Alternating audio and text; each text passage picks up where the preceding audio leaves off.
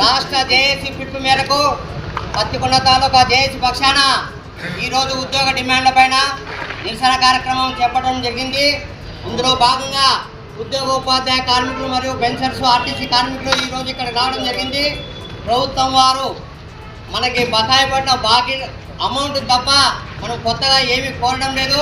అదేవిధంగా మనం దాచిపెట్టుకున్న డబ్బులు పిఆర్సీ సరెండర్ లీవ్లు అయితేనేమి, ఈపీఎఫ్లు అయితేనేమి, ఏపీజేఎల్ఎస్ బిల్లులు అయితేనేమి, ఇవన్నింటిని కూడా పెండింగ్ దాదాపు వాళ్ళ లెక్కల ప్రకారమే 20,000 కోట్ల రూపాయలు మనకి బాకీ పడిన విషయము మొన్న మీటింగ్లో అధికారులే తేల్చినారు. కాబట్టి మేమేమి కొత్తగా కోరికలు కోరడం లేదు.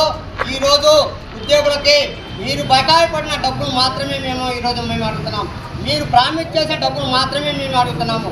మీరు మా ముందు వచ్చిన డిమాండ్స్ అన్నింటినీ మేము గత 4 సంవత్సరాల నుంచి కూడా మేము మీ ఆర్థిక పరిస్థితి బాగాలేదనే ఆలోచనతోనే ఉద్యోగ ఉపాధ్యాయ కార్మికులు, అదేవిధంగా పెన్షనర్స్ అయితేనేమి, ఆర్టీసీ కార్మికులు అయితేనేమి ఈరోజు మీకు సానుకూలంగా స్పందించినారు. కానీ విధులేని పరిస్థితిలో మీరు మా డిమాండ్లను 4.5 సంవత్సరాల నుంచి పెట్టినా కూడా మేము ఏ విషయంలో కూడా మేము ఇంతవరకు ప్రభుత్వాన్ని గట్టిగా నిలదీసింది లేదు.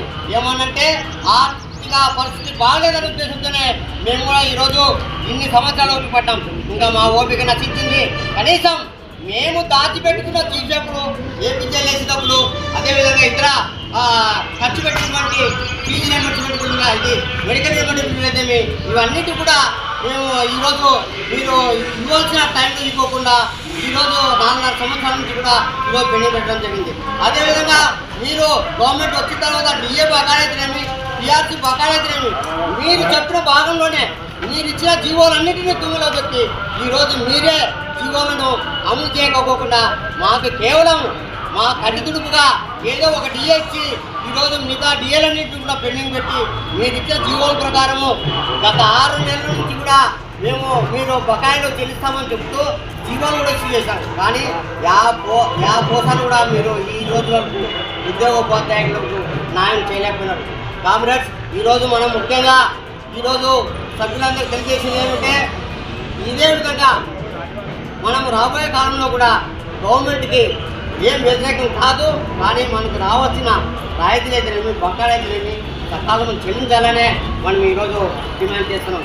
పక్క రాష్ట్రంలో కూడా అంత ఇంతో వాళ్ళకి ఆర్థిక పరిస్థితి బాగున్నా కూడా అంత ఇంతో పిఆర్సీ ప్రకటించే సూచనలు ఉన్నాయి. అదేవిధంగా కొత్త పిఆర్సీని కమిటీ వేసినాడే తప్ప ఇంతవరకు 6 నెలలైంది కమిటీ వేసి. కమిటీకి సచివాలయంలో ఒక రూమ్ అంటలేదు. ఆయన ఇంతవరకు కమిటీ చైర్మన్ కూడా ఇంతవరకు అందుబాటులో రాలేదు. ఈ విధంగా అన్నింటిలో కూడా ఉద్యోగోపాధ్యాయులకి మోసం చేస్తూనే ఉంది గవర్నమెంట్. కాబట్టి విధులేని పరిస్థితుల్లోనే మేము ఈరోజు రోడ్ ఎక్కాల్సింది. కాబట్టి మేము గవర్నమెంట్కి ఒకటే డిమాండ్ చేస్తున్నాం. మాకు డిమాండ్ ప్రకారము మాకు రావాల్సిన బకాయిలు, మీరు మాకు ప్రామిస్ చేసిన బకాయిలు, మీరు చెల్లించవలసిన బకాయిలు మాత్రమే మేము ఈరోజు అడుగుతున్నాం తప్ప వేరే విధం కాదు.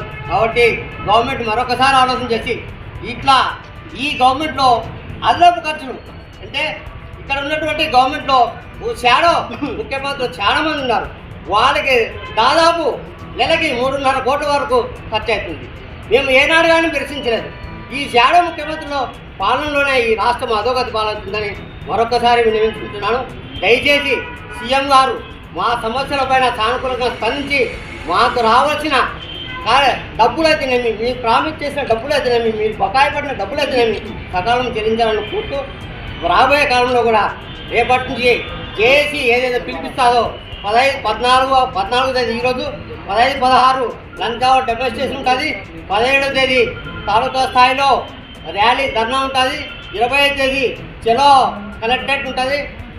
జిల్లా స్థాయిలో 27వ తేదీ చలో విజయవాడ కార్యక్రమాలు ఉంటాయి.